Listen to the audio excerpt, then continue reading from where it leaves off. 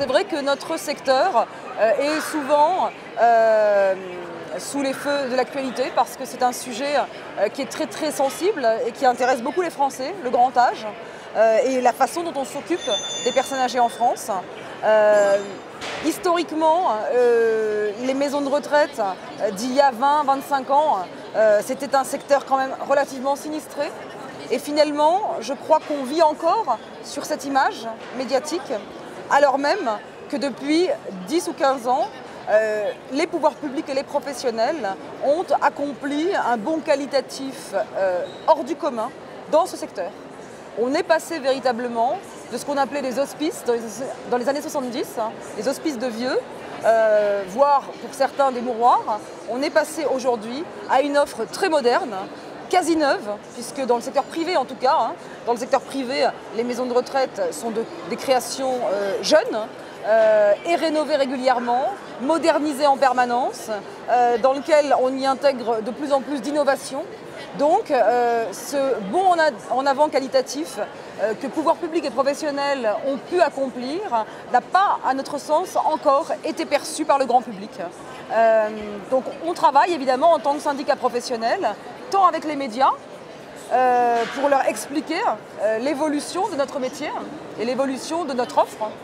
Et on travaille avec le grand public, d'où notre première présence sur le Salon des Seniors, puisque c'est la première fois qu'on va vers le grand public pour leur expliquer clairement quelle offre aujourd'hui nous proposons en termes d'accompagnement de la personne en perte d'autonomie.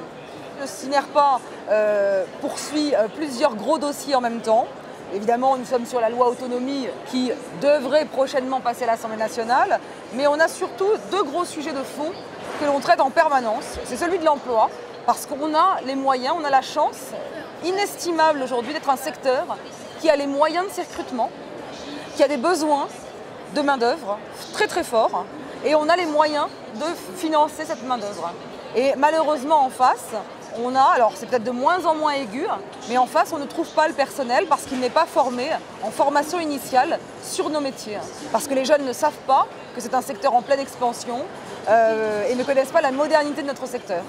Donc on a ce gros sujet de l'emploi. Chaque année, on est sur la plateforme Paris pour l'emploi au mois d'octobre, qui est le plus gros salon de recrutement en France. Ça fait 3 ans qu'on le fait. La première année, nous proposions 2000 offres d'emploi, la deuxième 3000 et cette année 5000 offres d'emploi sur tout le parcours de vie de la personne âgée.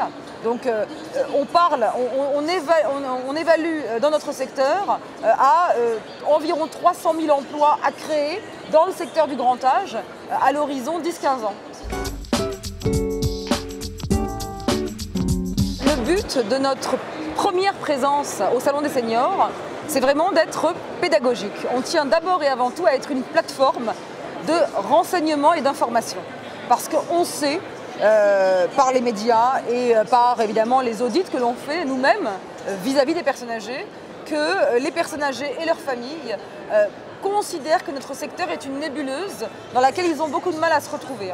Et donc, il est de notre devoir aujourd'hui, c'est notre mission aujourd'hui, d'expliquer au grand public et aux personnes qui ont besoin d'avoir recours à nos services comment ça fonctionne, qui sommes-nous, quels sont les différents types d'hébergement, d'aide à domicile, de résidence, médicalisée, non médicalisée, quel est tout le panel de l'offre, comment on y accède, comment on passe de l'un à l'autre et quelle aide financière il est possible de mobiliser autour de ces sujets. Et donc notre objectif, c'est vraiment d'abord et avant tout d'informer et de conseiller, puis ensuite, si la personne a véritablement un besoin particulier et urgent, et bien là, elle a 10 opérateurs maison de retraite, elle a plusieurs opérateurs résidence-service et elle a plusieurs opérateurs domicile qui interviennent dans toute la France.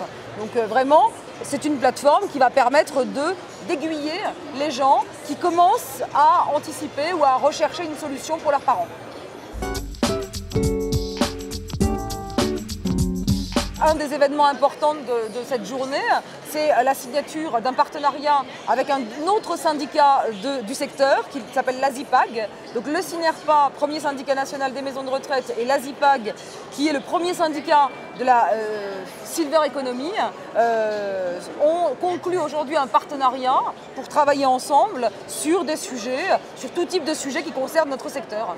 En fait, c'est vrai que au moment, un an après l'ouverture de la filière Silver Economy, qui a été ouverte le 24 avril 2013 par Arnaud Montebourg et Michel Delaunay, eh bien, on voit bien que ce partenariat, finalement, montre à quel point, pendant cette année, les industriels se sont rapprochés des professionnels pour essayer de se comprendre, de se parler, de se comprendre, l'un évaluant les besoins de l'autre et l'autre évaluant les produits de l'un. Donc, voilà, ce partenariat va nous permettre vraiment de travailler ensemble sur un secteur où l'investissement, l'innovation est un sujet fort de notre secteur pour les 20 prochaines années.